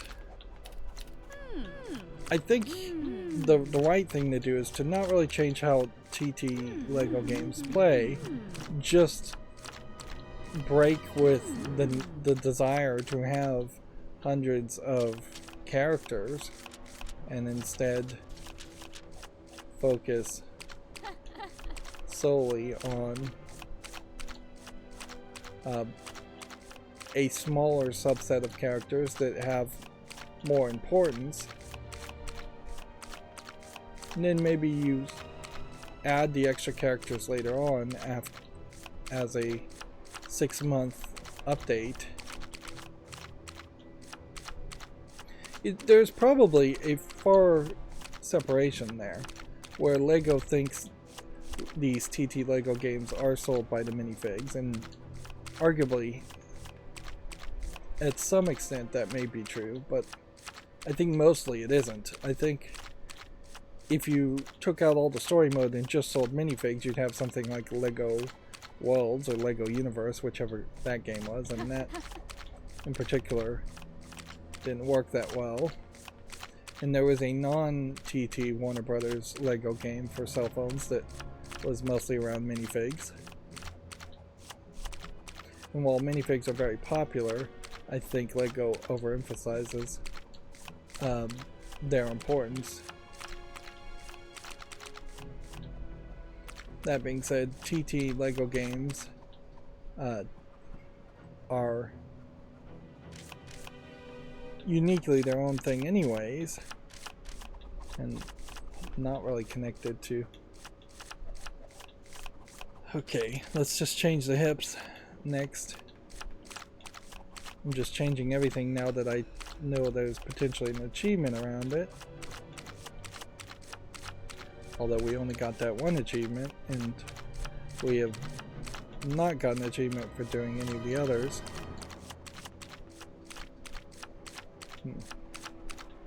It could be that I actually need to change the piece, then hit the B button, and then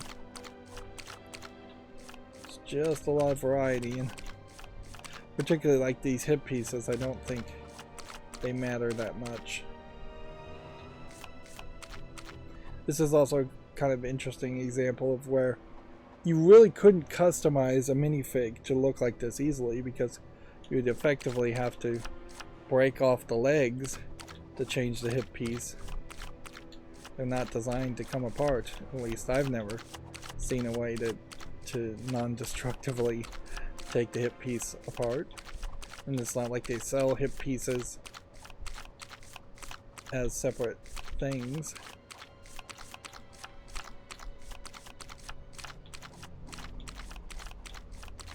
I guess a good comparison might be Minecraft. Are you allowed to customize your character this much in Minecraft?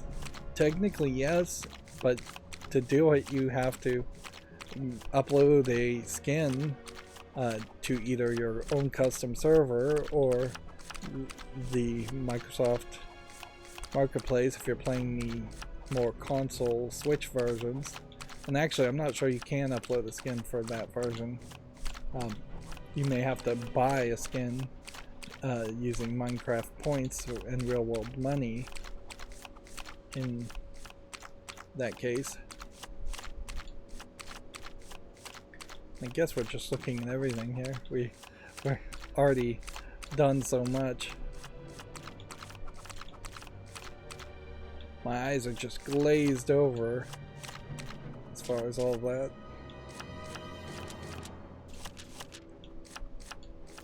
So you can have regular legs or you can have boots. Can you have kids' legs as a preset?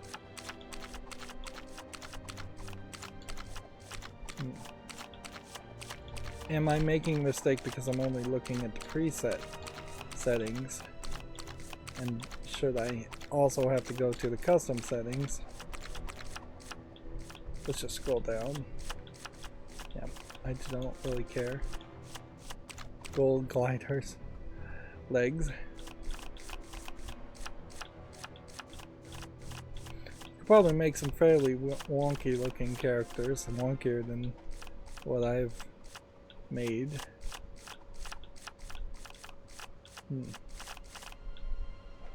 I guess the question really would come down to what is the most inappropriate character that you could possibly make with a custom character. Yeah, these all seem to be just custom legs. There doesn't seem to be a way to make a shorter character.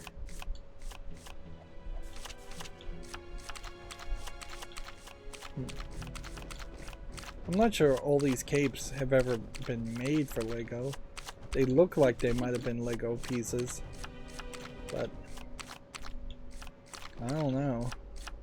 Particularly the ones with holes in them. And then we've got a lot of presets that are way more designed than what I think Lego would ever actually sell.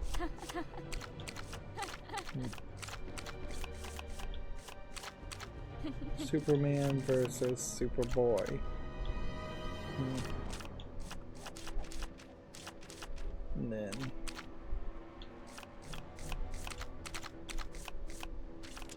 all kinds of styles as far as abilities, or 4 kinds of styles, which style maybe not explained particularly well, and all kinds of colors.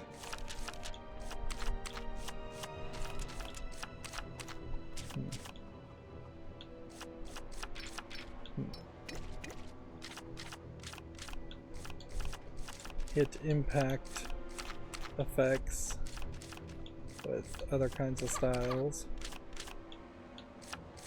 and other colors. Then jump slam effects with several different styles. We really are getting into the weeds.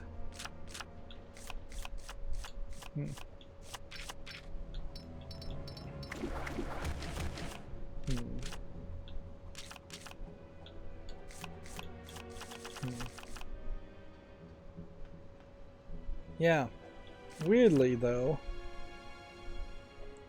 we still really haven't given any abilities to this character.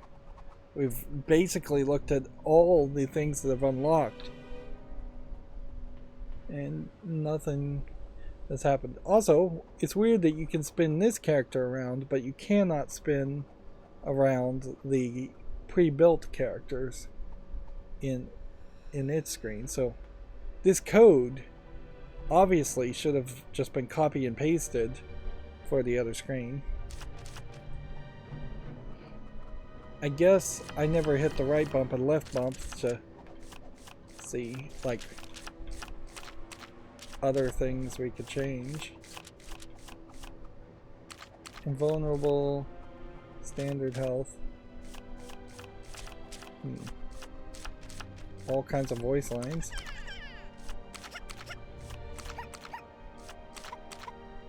The fact that there's these kinds of sound effects is probably a waste. We can change targets, and we can change animations between several different kinds of characters or attitudes. And then we can grow on the Y button.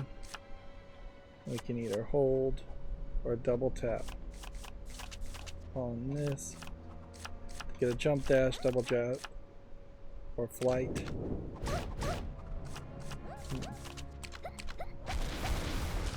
Hyper jump.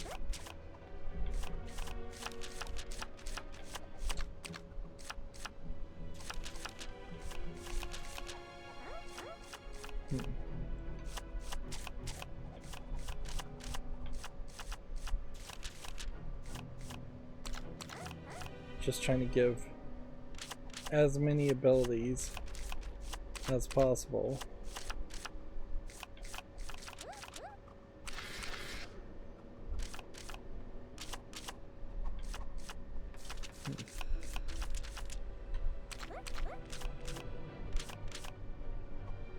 But I suspect you can't actually have as many abilities as there are spots. Like we have a tap and hold on that. We have a tap and hold on that. We have that enabled. We have that enabled. We have that enabled. So I could potentially try and now turn on skills, which a lot of them just get turned on.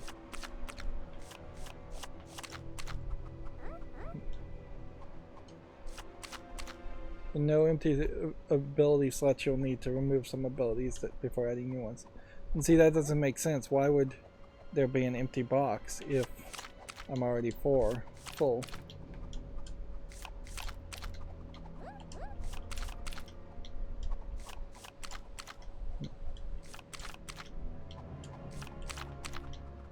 And if anything, this really highlights how there's just way too many abilities. Let's see, give ourselves a weapon. And we can scroll down and see all the weapons.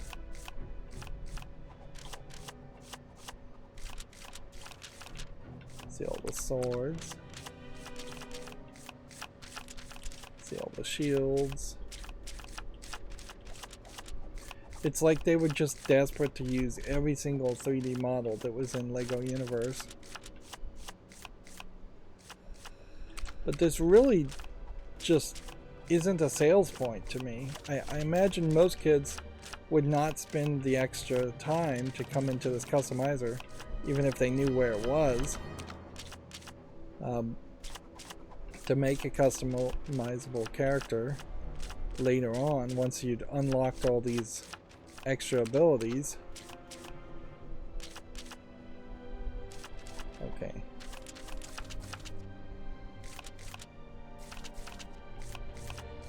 And we could change the name, change the affiliation. Let's change the affiliation multiple times in case there's maybe an achievement around that. It does kind of feel like maybe some new affiliations unlocked. Stats hero, stats villain, stats hero, stats villain, stats neutral.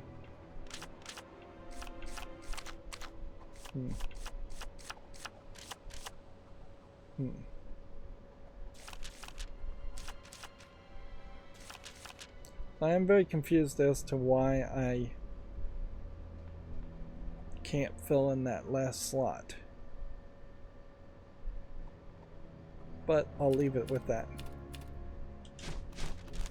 So we've just made a very weird custom character, and the game is saving for that, around that. The thing I need to do, though, is Vent Travel. Interesting, Vent Travel just doesn't have an icon. Ah, maybe that explains it. Or, if I turned off Vent Travel, I might have duplicate Vent Travel enabled. Fuse box access. Press X, press B. Well, that seems weirdly glitched, but maybe that's my mistake, as I've duplicated abilities.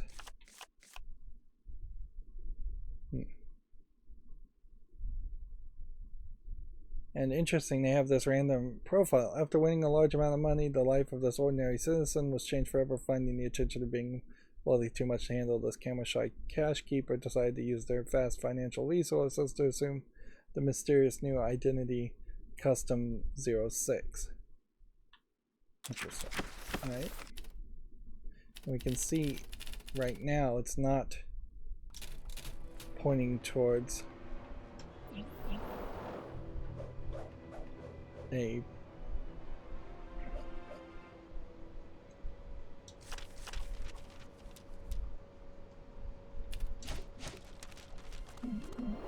any new things at the custom level. On the pause menu, it doesn't say go to the customizer. Showing promise as a future sports star, this gifted athlete became obsessed with achieving victory at all costs. However, after being caught cheating to win a competition, this fitness-obsessed fraudster was shunned and decided to become the villainous persona of Custom 4. So I wonder if there is a story already built in, or if it's based on the character. So that was the minimal amount of changes here. After a poorly planned trip to the movies went horribly wrong, this clumsy criminal somehow became lost in the jungles of Zambezi, thousands of miles from home. After being rescued, the story of the missing miscreant became the stuff of legend, earning him the name of Custom number 7. Okay. Let's now go in here and edit this and randomize this into a weird looking character. Yes, the profile is pre-written for each slot and does not change unless you change it. Which then that begs the next question. How easy would it be to really change it?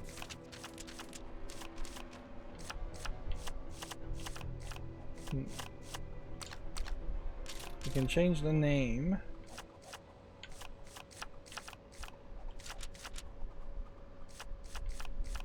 But it doesn't seem to me like you can change the descriptions at all.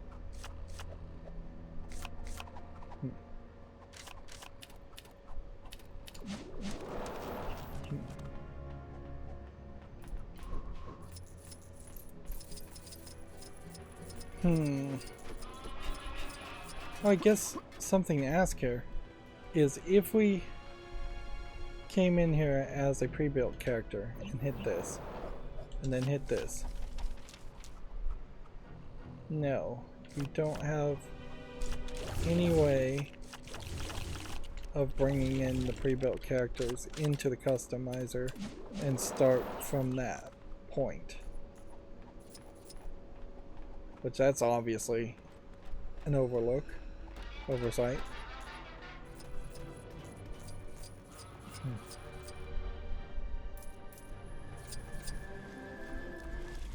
So yeah, the go-to customizer part doesn't have the new icon anymore.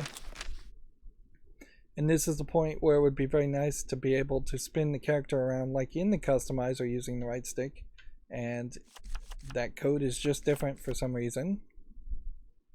All you can do is hit right bump and left bump to spin it at a random spin speed. And then Lex Luthor's mech.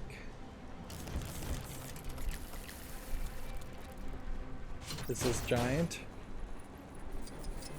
and it is just a giant mech. For a Western game, there's perhaps too many mechs in general. I thought this was going to be the Joker's robot, because there was a Joker robot in a previous Lego game.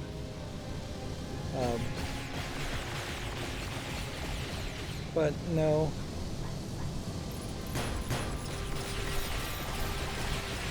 Holding X shoots this. B does nothing. You're just flying upward and floating. It's not particularly that interesting.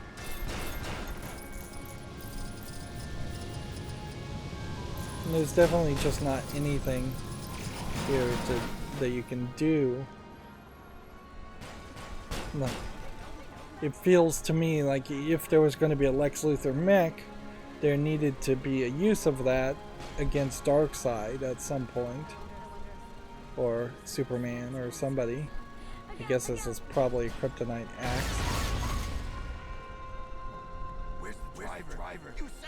So, yep, that just feels like that was the thing they made. And I guess that implies that all of these vehicles are not DLC. Maybe these vehicles at the bottom here might have been DLC added.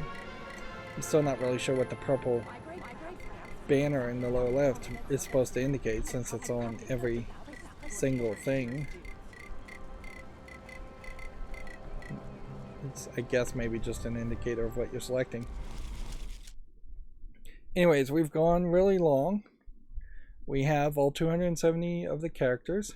You can see them cycling through all of that fairly fast. We have 20 out of 20 red bricks. We've had that for a long time. Effectively, at this point, I don't think there's a single thing that could possibly even show up in the game that we would spend studs on. I kind of wish at 100% they would have asked for, say, 10 billion studs to unlock the mech, or maybe change the color of the mech, make it golden. With the DLC levels, though, we can see there's still some mini kits to collect, some graffitis to do, and some true supervillains to do. We may be done in the next episode, though. It'll be also interesting to see if we can get above 100%. I suspect not, because we've already done some of the content in the DLC, and we would have been at 100%. I will also take an opportunity to look at all the achievements and bring them up, because at the moment there are about 48 that I've done out of 75, which seems like a considerably small number of achievements to have achieved.